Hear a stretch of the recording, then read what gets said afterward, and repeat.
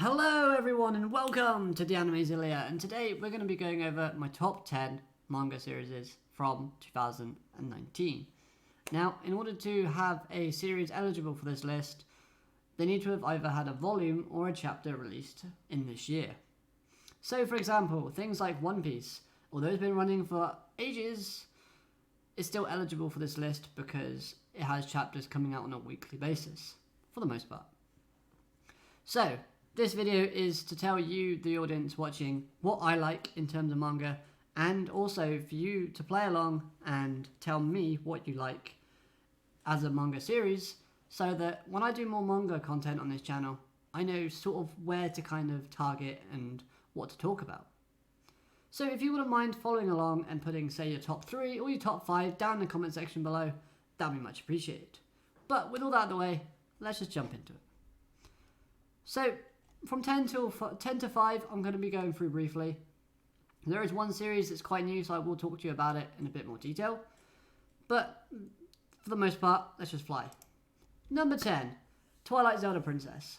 This series is actually really good for me, and it's my first introduction into Zelda. So, for me to actually pick up this manga, well, I was given this manga by Ria Horikawa, who's the lady who actually does the manga itself, because I told her that I haven't actually seen Zelda or watched it or played it. And she gave me this, and I've loved every minute of reading this. I think it's on like volume 7 or 8 at the moment, in terms of physical volumes. And honestly, I can't wait to keep reading the others. The story is great, the characters are all great, and it's my first introduction into Hyrule and Link, and it's been a very good one. Accelerator. Yes, this has a manga series. Quite a lot of people I've spoken to have been like, what, Accelerator doesn't have a manga series? And I'm like, yes it does. It's this one. And it's a very dark series because it follows Accelerator's character, and Accelerator is an anti-hero. He's not quite a hero, but he's also a character that is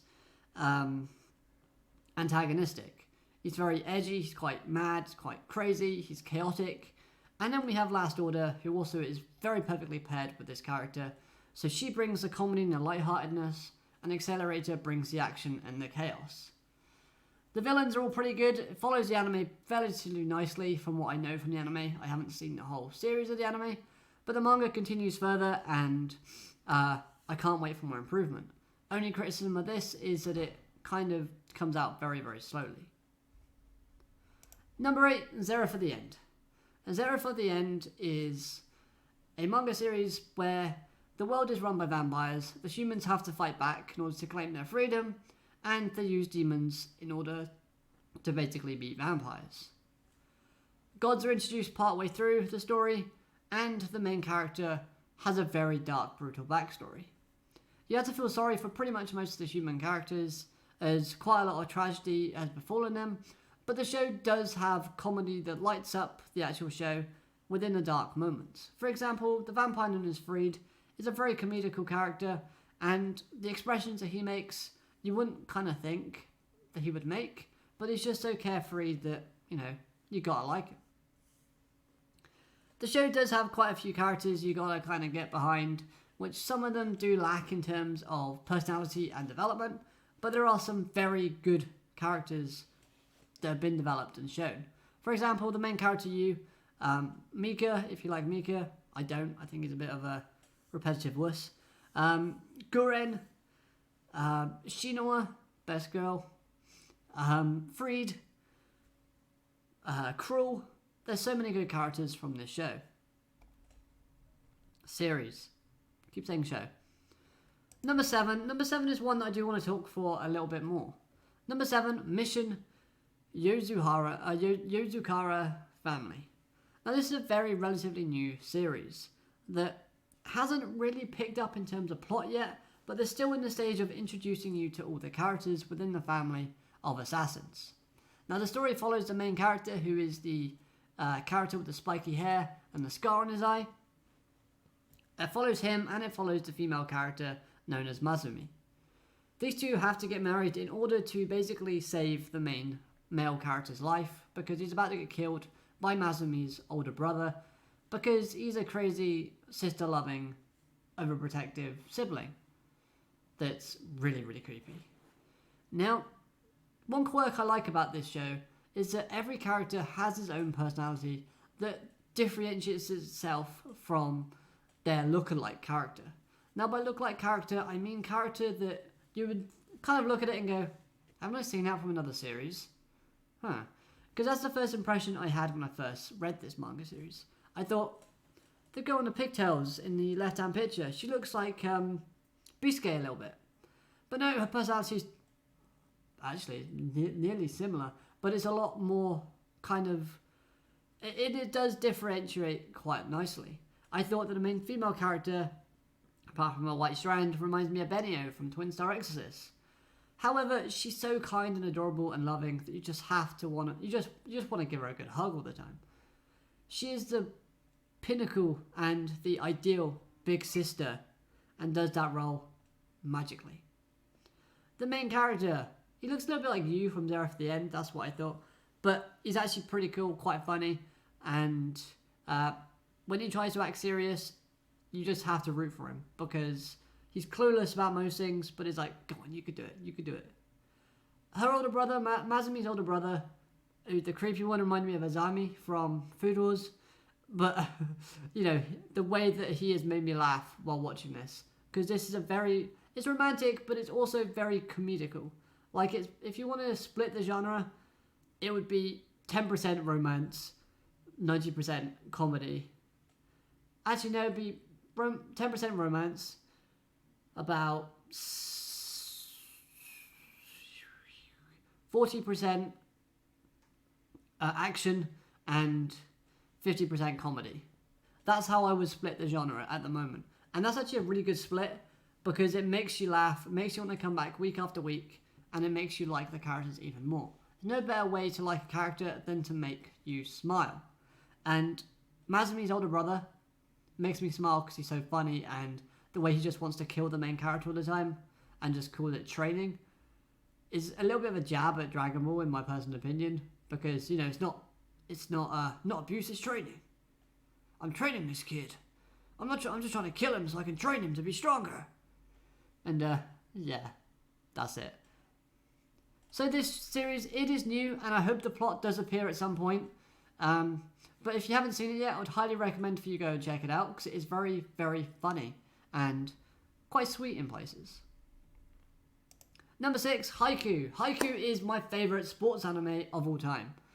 And the anime itself, I think I said favourite sports anime of all time. The anime itself is actually amazing and is one of my favourite animes of all time. But then the manga itself is brilliant as well. Every week when I read this manga, I don't know what's going to happen. I'm on the edge of my seat wondering, are Krasno going to win this match or are they going to lose? And that is, to me, is good writing. Another good thing about Haikyuu is that they have like 12 characters per team, roughly, if you include substitutes and managers. And honestly, every character has their own distinctive personality that makes them different. And when you have like 50 odd teams that you're introducing to the show, bit over exaggerating, I know, but it's you know, it's very rare that you have every character that you kind of go, you know what, I could invest in that character. I could actually want to know more about him. But this series does just that. And the main characters it follows, Hinata and Kageyama, are brilliant characters as well, especially from their development standpoint. Hinata's small, he can jump really high, but he's not that talented at volleyball, and he wants to stay on the court as long as possible. The opposite, Kageyama, very talented, very arrogant, very kind of not a team player, and you see them develop in their opposite ways. So you see Hinata become more accomplished in his skills. You see him be able to compete more on his own in terms of not relying on Kageyama too much. He doesn't need to become a team player because he's already a team player.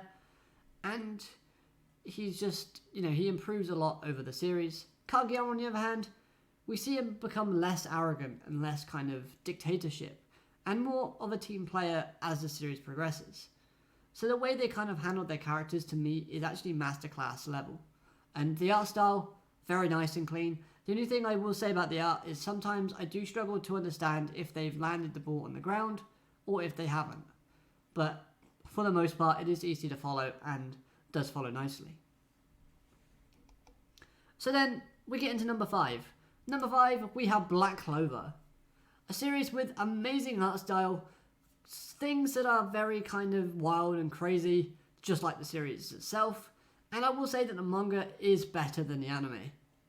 The anime does kind of follow the manga, but the anime just has that edge to it that makes it even more pleasing to read week after week after week. It's a bit of a comedy with a lot of action. It's based around magic, and the main character, Asta, has no magic. Even though he wants to become the Wizard King, he goes up against his rival, Yuno, who is like the most talented mage in their era, because, opposites attract, and they fight in different groups. So you got Black Bulls, you've got the Golden Eagles, Golden Dawn, or whatever, I forget a little bit, and you see all these new characters, all these people come in, all the antagonists. Every character is, again, enjoyable and has a good personality. Asta was a little bit annoying to start with, but actually, he's one of the best characters I find in shonen manga to date. The fight scenes in this manga series is great. They're crazy, they're wild. The way that the manga has drawn them, amazing. And the way that they're choreographed as well is something to behold. We say things like Naruto and One Piece has great fight choreography. Personally, Black Clover does it better. Number 4, we have Noragami. And Noragami Stray Gods is a magical series. It's perfect in my opinion. It's got brilliant characters. It's a slight love story between a human girl and a god, but it follows the character of Yatogami, who is a god of calamity, and he just wants to create happiness and enjoyment for people around him. Now, what I love about this series so much is that the series seems to develop with Yato himself. So we first get introduced to Yato as a character, and he's very jolly, very happy, very goofy, which the manga starts off that way as well. The manga reflects Yato's personality to a T. He basically starts off all goofy, and once we learn more about Yato, the manga becomes more darker. So the darker Yato gets, the darker the manga gets, which, for me, is brilliant. He introduces Yukine. Yukine is a great character as well. He's such a lovable kid that you just want to help out, because he's a spirit, and he died. He doesn't know how he died. He wants to know. He can't remember much. And Yato's like a father figure to him, even though they look the same age. Hiyori, she's a great character as well. I do like Hiyori quite a lot. And the fight scenes in this and the choreography, again, some brilliant choreography and fights. The story itself flows nicely, and it's very enticing and gripping, and it makes you want to carry on and turn that next page before you finish reading the others. The characters are all investable. Bishamon, Ebisu, they're all great characters. The caster.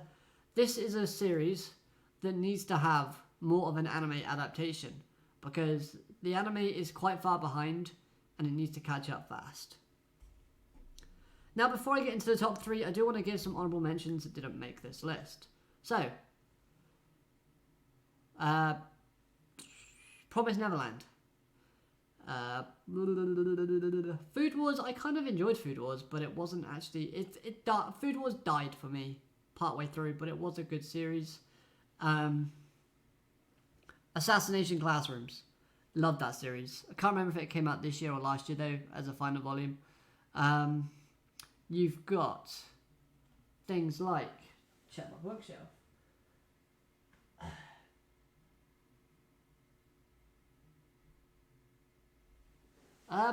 Wow. I've completely drawn a blank. Whenever somebody asks me for anime and manga recommendations, I always draw a blank.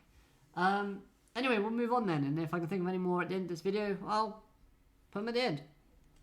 Number 3, We Never Learn. This had to have, you had to have guessed that this would have been on there if you've been following my channel. I review this anime series on a weekly basis when it comes out, all the time. And, Dr. Stone was another recommendation.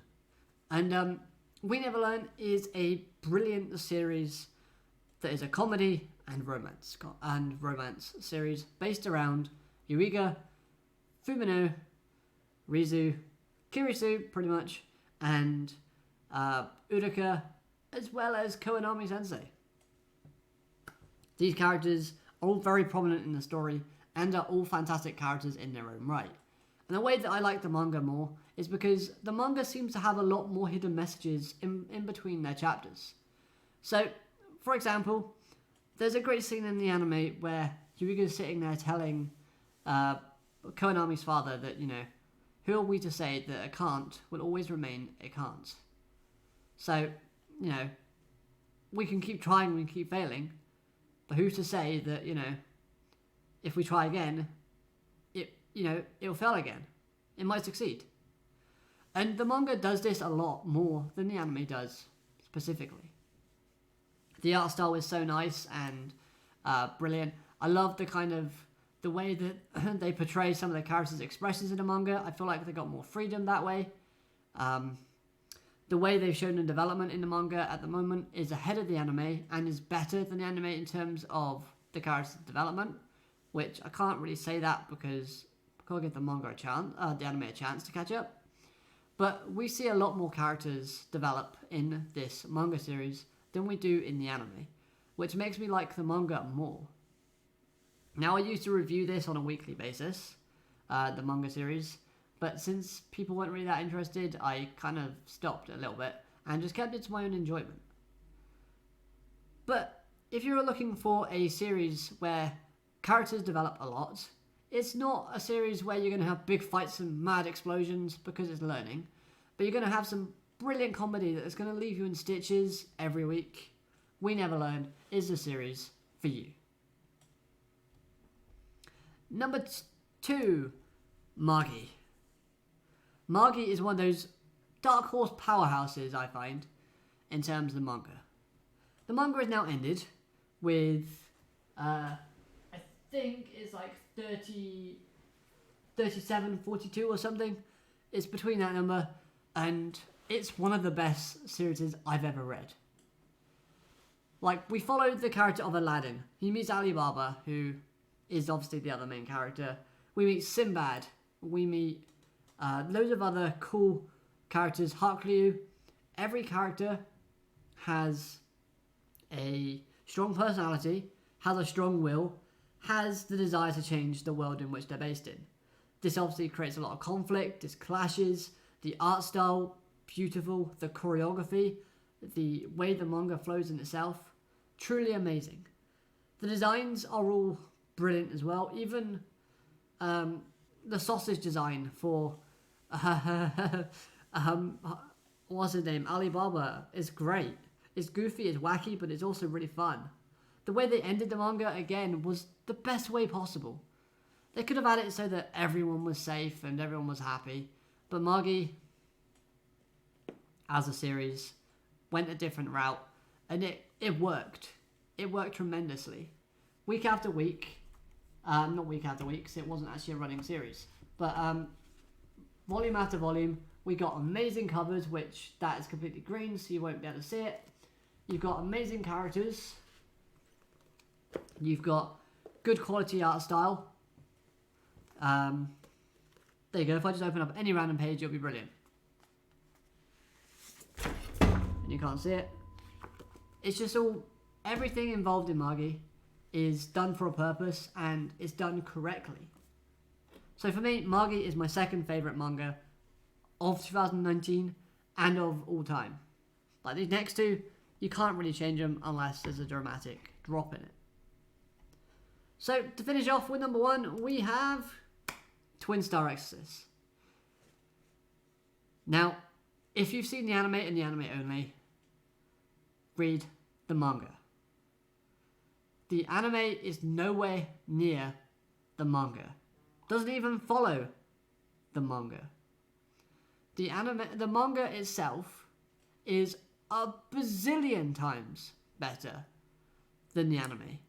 Most of the comment section for the manga, when I read it, says, what anime? This doesn't have an anime. It needs an anime. And when you have people commenting that all the time, you know there's a big difference. And for me, the characters, the story, the darkness, the plot, the kind of genre, everything about this show makes it my favourite of all time. I love Benny as a character. She's great. Her design's brilliant. Her personality is brilliant. Her goofiness is fun. Mahiru, great character design, great personality. She can do with a little bit more courage in herself and confidence in herself. Shinamo, aka Birdie Maru, brilliant character. He's like a ninja. He flies through the air with his sacred gear. Amazing. Yuto, one of the best antagonists I've seen from a manga series. He's crazy, he's psychotic.